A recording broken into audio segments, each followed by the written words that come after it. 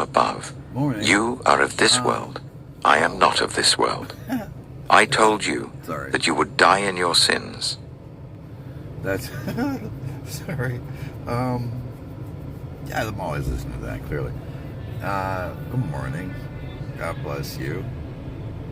My question is this. I should preface it with a quote from the Bible. I don't know where from. It's they hated me without reason.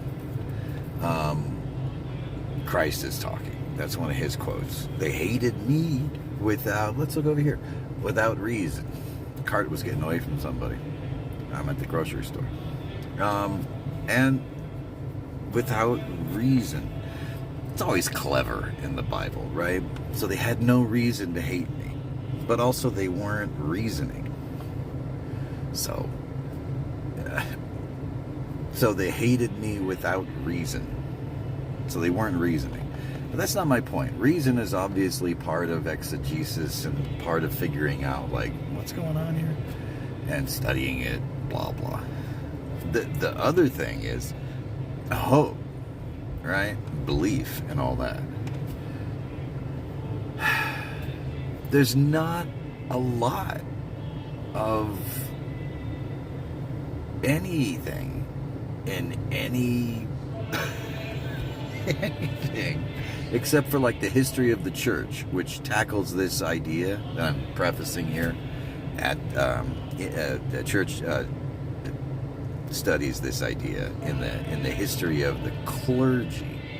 So if you go to church on Sundays and you hear people talk about it on the street, you're not going to hear about a lot of it.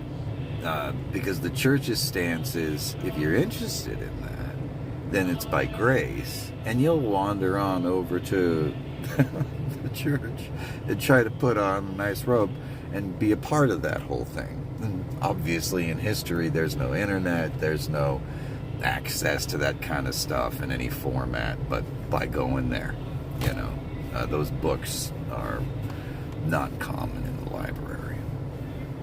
I'm talking about, like, there's guys like one guy that comes to mind every time for me real quick is Origen, because of his name.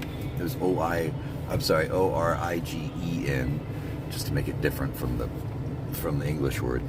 But anyway, those guys are all thinking about where reason, I always leave it at 3 minutes, where reason meets hope and belief. What is that called?